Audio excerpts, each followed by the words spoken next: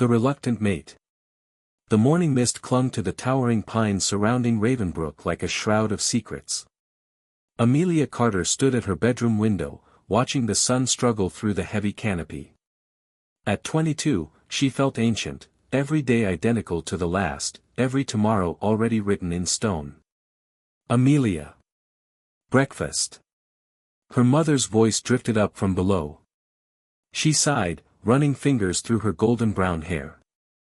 The walls of her small room were covered in her artwork, wolves running free, distant landscapes she'd never seen but dreamed of constantly. Each painting whispered of escape, of a life beyond these suffocating borders. Downstairs, the kitchen buzzed with morning routine. Her younger brother Noah was already devouring his food like a starved wolf, while their parents exchanged meaningful glances over steaming coffee cups. The ceremony preparations are almost complete, her mother said carefully, not quite meeting Emelia's eyes. Emelia's stomach twisted. The mating ceremony. Tomorrow night, she would be bound to Rowan Graves of the Dawnrunner pack, a political alliance disguised as romance. He was handsome enough, well-bred, everything an alpha's daughter should want. Everything except her choice. "I need air," she muttered, pushing away from the untouched plate. The forest called to her as it always did. Here, among the ancient oaks and whispering pines, she could almost forget her predetermined fate. Her feet found familiar paths as her mind wandered to impossible dreams, running wild, choosing her own destiny, finding love that set her soul on fire rather than merely fulfilling duty. A branch snapped behind her. Emelia froze, every instinct screaming danger. The forest had gone unnaturally quiet, as if even the birds sensed the predator lurking in the shadows. "Hello?" she called, voice barely above a whisper. Silence. Then movement, a shadow flickering between the trees too fast to track. The hair on her arms rose as primal fear flooded her system. She spun to run, but it was too late. A powerful arm wrapped around her waist, yanking her back against a solid wall of muscle. A large hand clamped over her mouth, muffling her scream of terror. "Stop fighting," a deep voice commanded against her ear. The authority in his tone sent ice down her spine. Emelia thrashed wildly, but her captor's grip only tightened. She caught a glimpse of a chiseled jaw, dark eyes that burned with dangerous intensity. A stranger, yet something about him felt terrifyingly familiar. Before she could process the thought, something sharp pricked her neck. Warmth spread through her veins, followed by creeping darkness. The last thing she heard before unconsciousness claimed her was his voice, low and final, "You're mine now." Back in Ravenbrook, the afternoon sun cast long shadows through the pack house windows. Rowan Graves stood with Emelia's parents, discussing final ceremony details when Noah burst through the door. "She's gone," he gasped. Emelia never came back from her walk. "I searched everywhere." The adults exchanged worried glances. Emelia might be reluctant about the mating, but she would never simply disappear on the eve of such an important ceremony. "How long has she been missing?" Rowan demanded, his green eyes sharp with concern. "Hours," Noah replied. "Her scent trail leads into the deep forest, then, nothing." A chill settled over the room.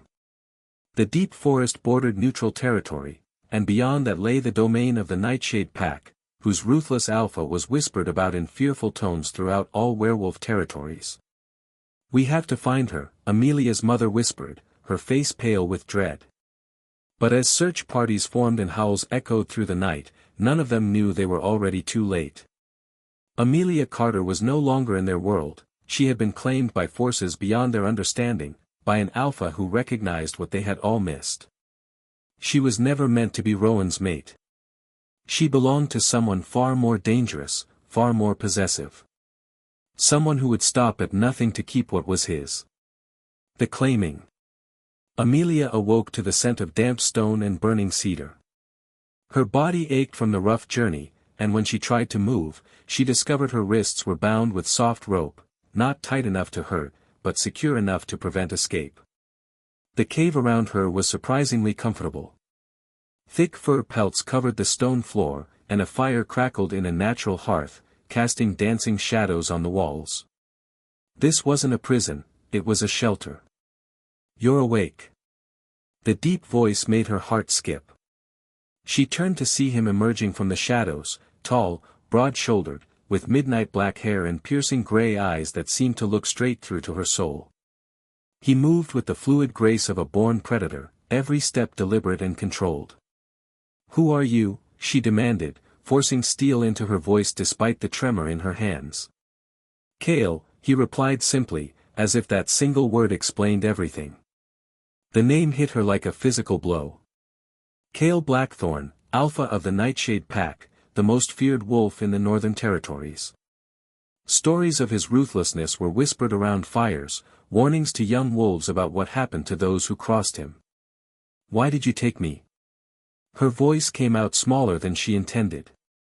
He stepped closer, and she caught his scent, pine, leather, and something darker, more primal. "Because you were about to make a terrible mistake." "I don't understand." "You will." His gaze traveled over her face with unsettling intensity. "You feel it, don't you? The pull. The recognition." Emelia's breath caught. There was something, a strange flutter in her chest whenever he looked at her, a warmth that had nothing to do with the fire. But that was impossible. "I'm mated to Rowan Graves," she said firmly. Kale's expression darkened. "No. You're not." He crouched beside her, bringing them eye to eye. "You're my mate, Emelia. My fated mate." The word struck her like lightning. "That's impossible. I would know. You were blocked." His voice turned gentle, almost tender.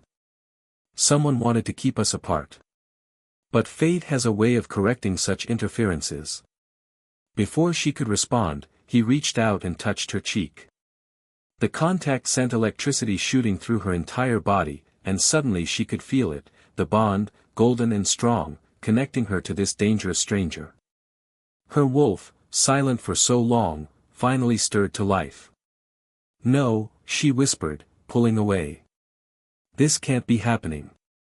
It already has." Kale's eyes held hers captive. "I've been searching for you for years.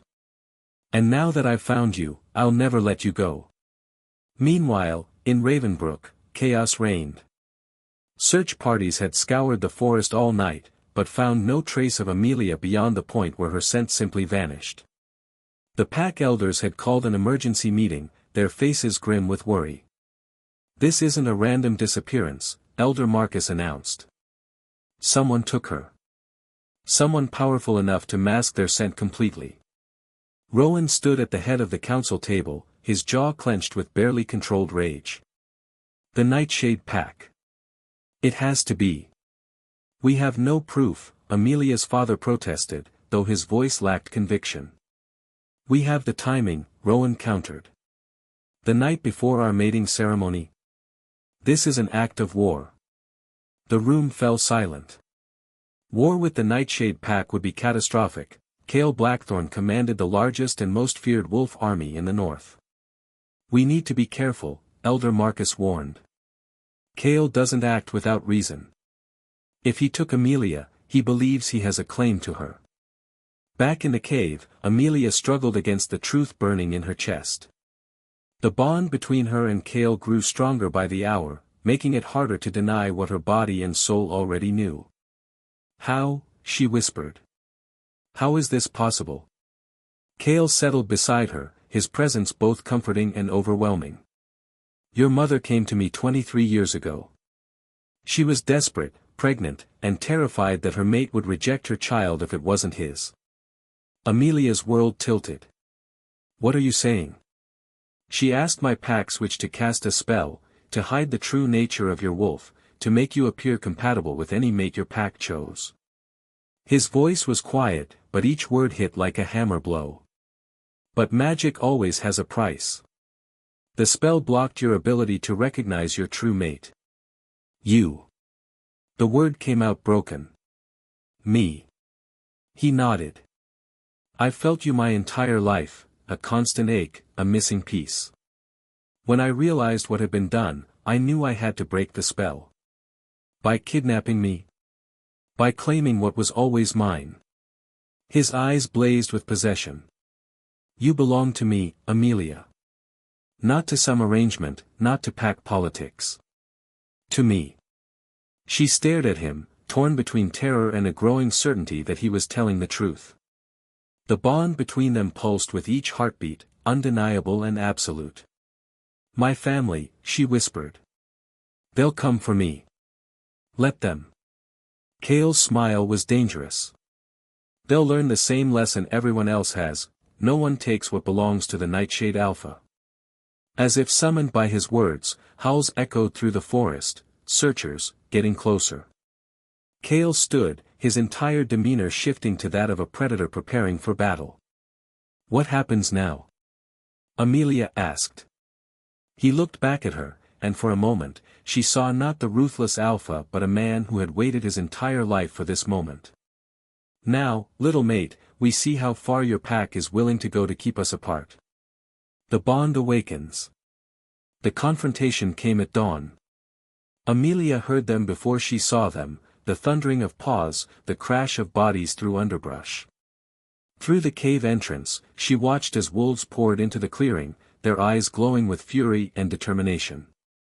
Kale stood at the mouth of the cave, utterly calm in the face of the approaching storm. His own pack materialized from the shadows, larger, darker, more dangerous than the moonshadow wolves. The two forces faced each other across 20 feet of tense ground. Rowan shifted first, his brown and gold fur giving way to human form. He stood naked and proud, his green eyes blazing with righteous anger. Release her, Blackthorn, he commanded. She's my mate. Kale's laugh was dark and rich. Is she? Tell me, Graves, what do you feel when you look at her? What does your wolf recognize? Uncertainty flickered across Rowan's face, so brief that only Emelia caught it. The truth was written there for anyone who knew how to look. He felt nothing. No bond, no recognition, no pull of destiny. She's my intended, Rowan said, but his voice lacked conviction. Intended. Kale stepped forward, and his presence filled the clearing like smoke. Not chosen by fate. Not claimed by instinct. Arranged by politics. Emelia's father emerged from the pack, his face etched with desperate worry. Emelia, are you hurt? What has he done to you? She opened her mouth to answer, but the words died in her throat. What could she say? That every moment in Kale's presence felt like coming home? That the bond between them grew stronger with each passing hour, making the thought of leaving physically painful? I'm fine, she managed. I'm not hurt. You see. Kale's voice carried across the clearing. She stays of her own will. Lies. Rowan snarled, shifting partially, his canines extending. You've bewitched her. The only spell here is the one keeping her from recognizing her true mate, Kale replied calmly. A spell cast by her own mother. The accusation landed like a bomb. Emelia's parents went rigid, guilt written across their faces in stark detail. The assembled wolves began to murmur, confusion and shock rippling through their ranks. It's true, Emelia's mother whispered, her voice breaking. I was so afraid. I thought I was protecting her. The clearing erupted. Wolves shifted and snarled, voices rose in anger and disbelief. In the chaos, Emelia felt the final bonds of the spell cracking, the last barriers around her wolf crumbling away. Power flooded through her, her true power, no longer suppressed. Her wolf surged to the surface, and for the first time in her life, she felt complete. The bond with Kale blazed between them like a star, impossible to deny or ignore. She was his. Had always been his. Enough. The word tore from her throat with alpha authority she didn't know she possessed. The clearing fell silent, every eye turning to her. Slowly, she stood, the ropes falling away. Kale had cut them at some point during the confrontation. She walked to the cave entrance, feeling the power of her awakened wolf flowing through her veins. "The spell is broken," she announced, her voice carrying to every corner of the clearing. "I can feel it, feel him. Kale is my fated mate." Rowan's face went white. "Emelia, you don't know what you're saying. You're confused." "I'm not confused." She looked at him with genuine sadness. "I'm sorry, Rowan. I know this isn't what anyone planned, but I can't deny what I feel.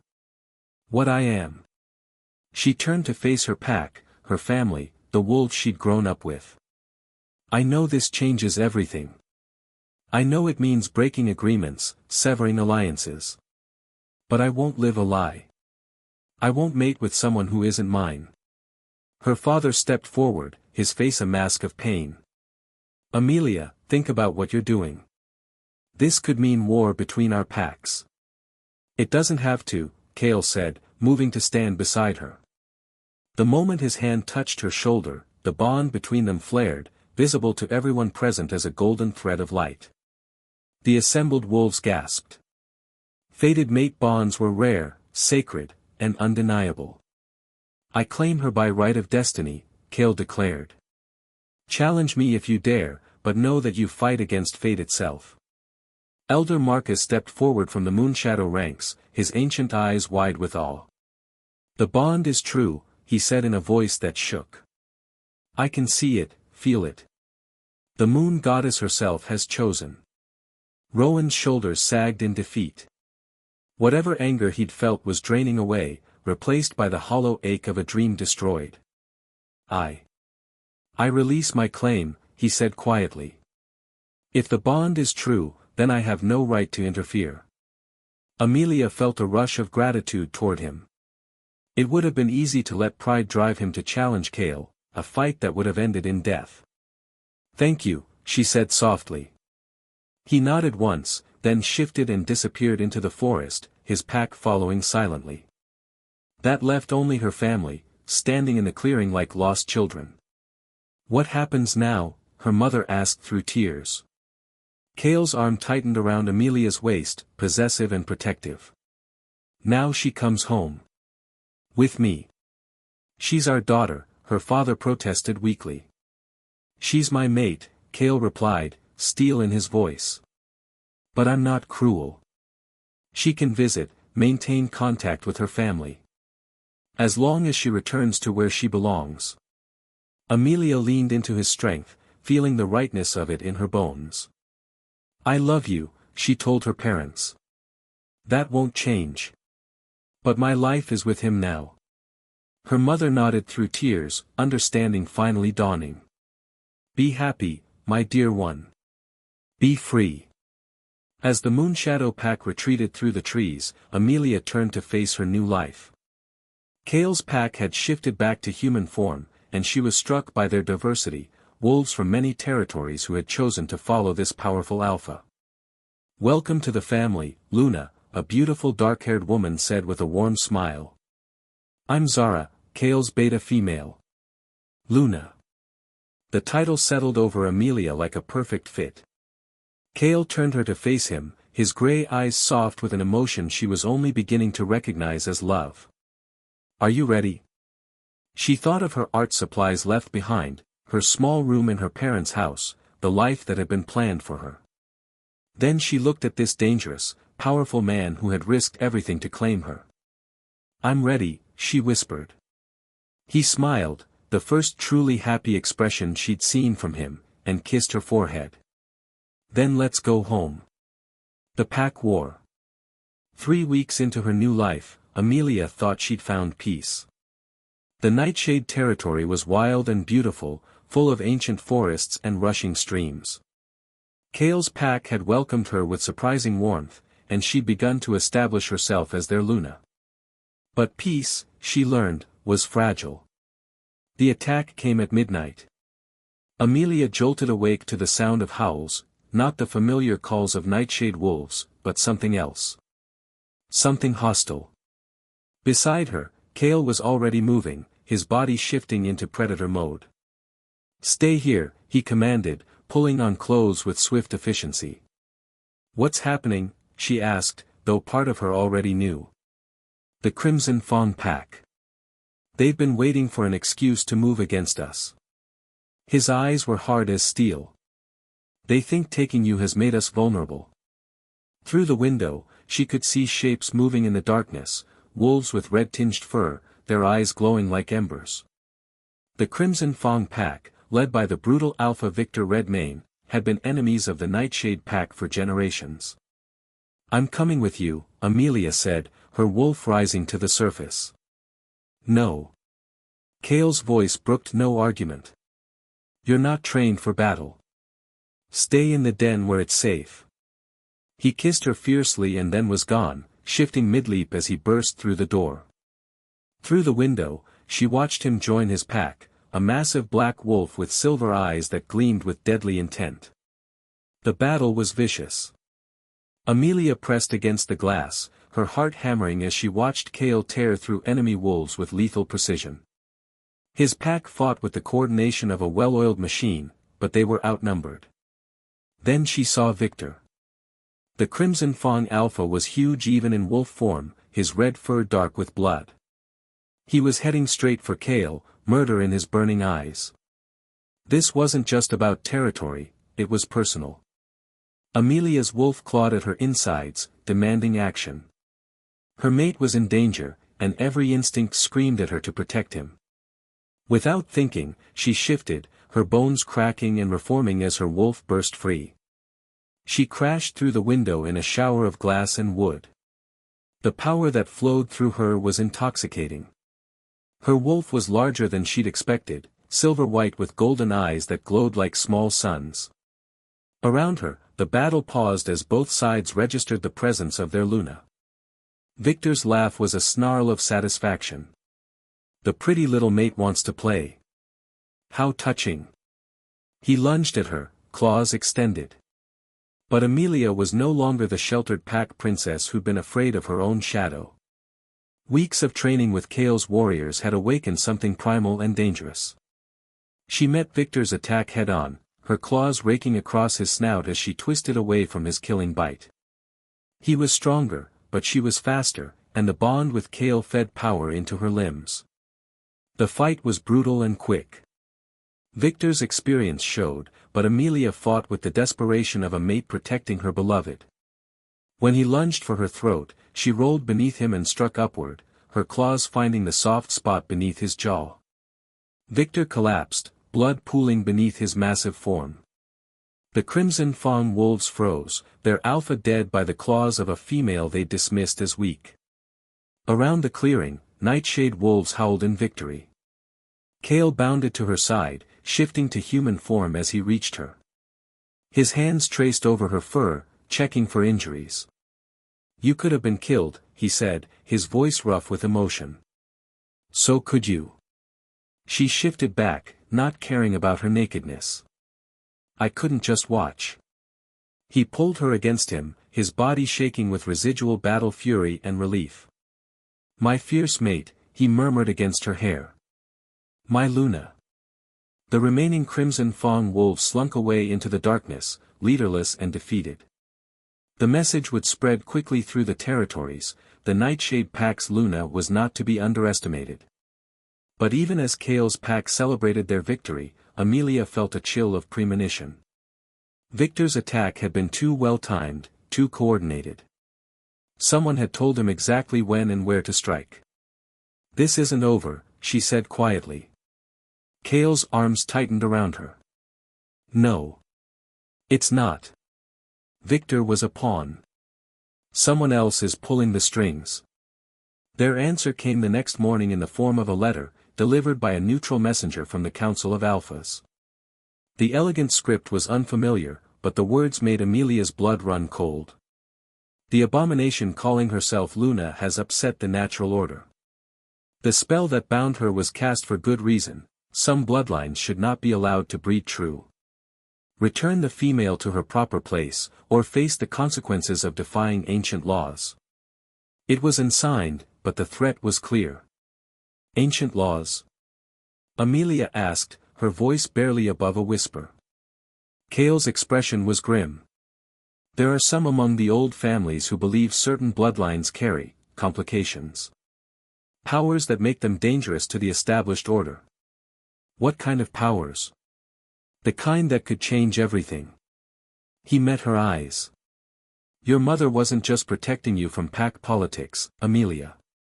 She was hiding you from something much more dangerous. A knock at the door interrupted them.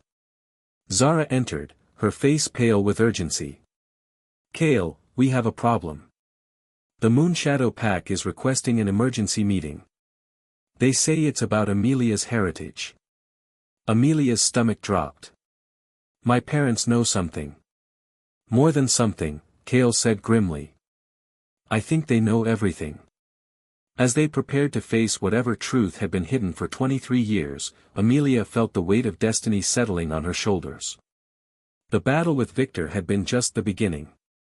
Somewhere in the shadows, ancient enemies were stirring, and the mate bond that had seemed like her salvation might be the very thing that destroyed them both.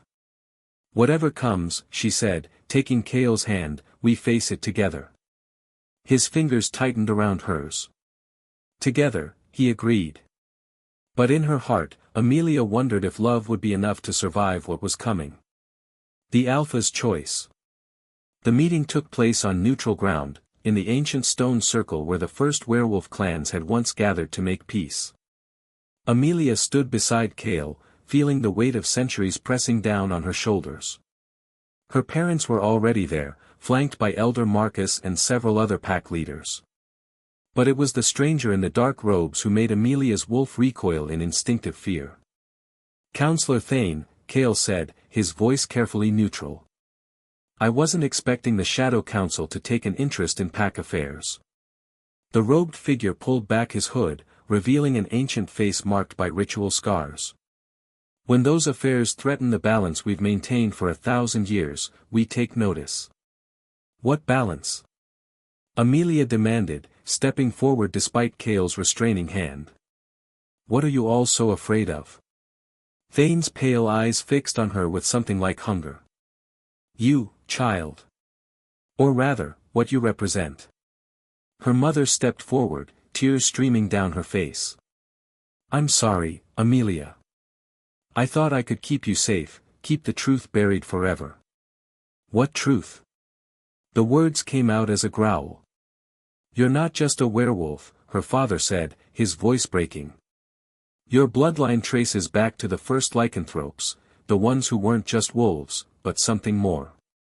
Something the Shadow Council has spent centuries suppressing. Thane nodded approvingly. The Prima Lupa bloodline. Ancient queens who could command not just their own packs, but all wolves within their territory. They could force shifts, break mate bonds, even strip an alpha of his power.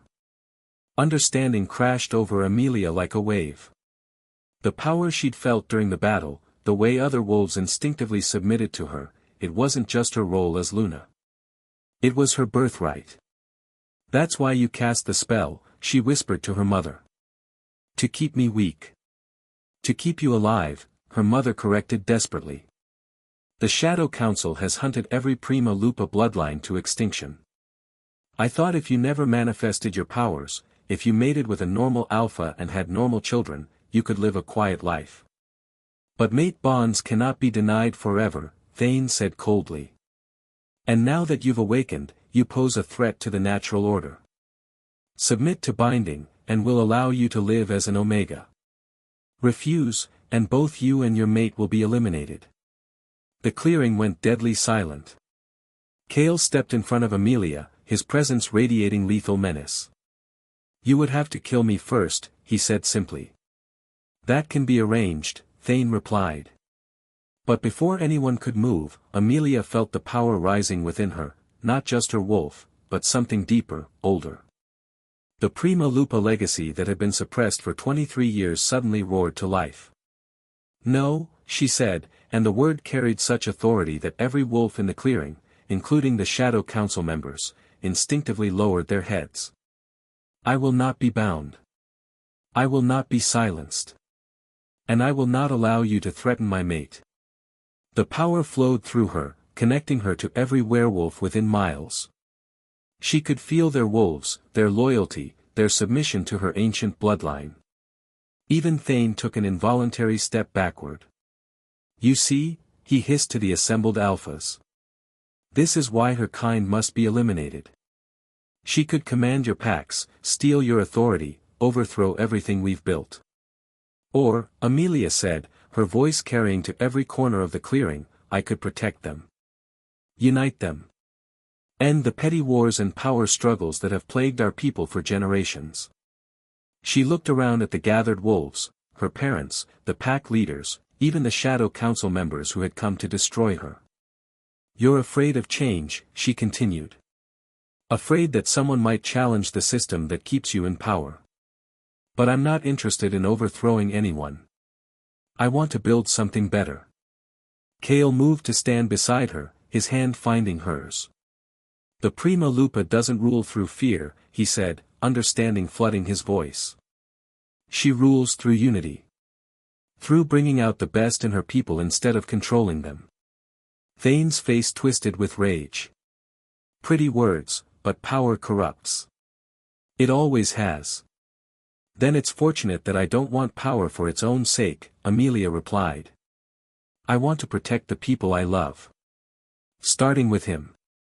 She looked at Kale, seeing her whole future in his gray eyes. The Shadow Council is right about one thing, I am dangerous. Not because I want to rule, but because I refuse to be ruled. I choose my own mate, my own path, my own destiny. And I choose her, Kale said firmly. Whatever the consequences. Around the clearing, the pack leaders began to murmur among themselves. Several stepped forward to stand with Emelia and Kale. Then more. Until finally, even Elder Marcus nodded his ancient head. The Prima Lupa has returned, he said solemnly. Perhaps it's time for the old ways to change.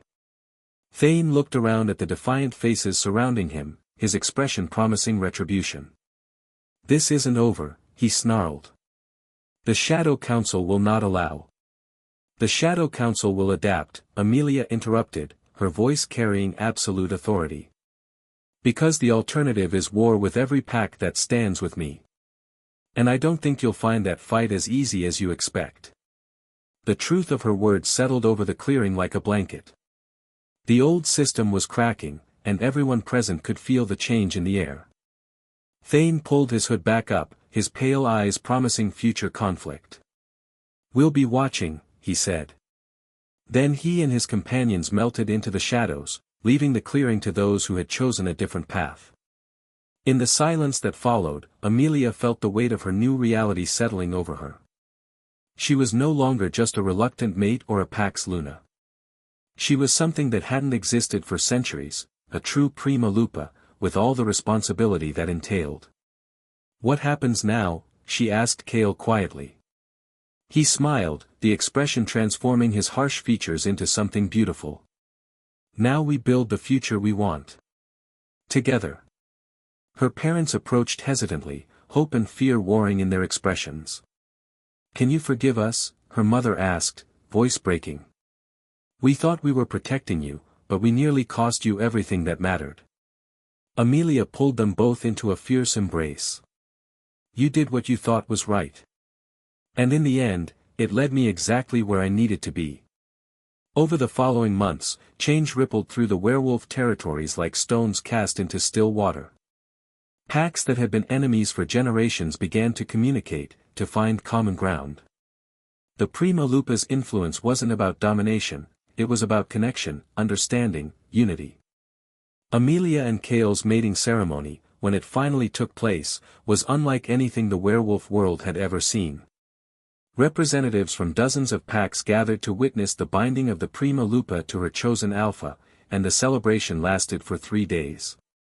On their wedding night, as they lay entwined beneath the stars, Kale traced patterns on Emelia's bare shoulder.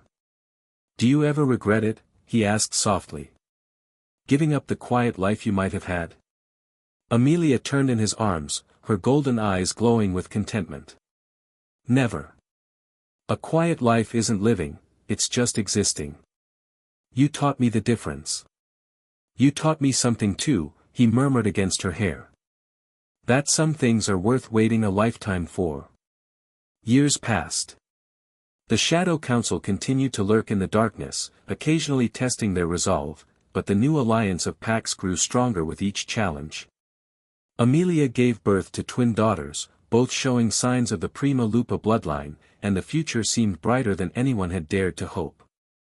Standing on the balcony of their home, watching their children play in the garden below while pack members from a dozen different territories worked together in harmony, Emelia felt the deep satisfaction of a life well lived. Kale's arms wrapped around her from behind, his presence as comforting and exciting as it had been on that first day in the cave. "Happy?" he asked. "Completely," she replied, leaning back against his chest. "Though I have to admit, sometimes I miss the simplicity of those early days when all we had to worry about was staying alive." His laugh rumbled against her back.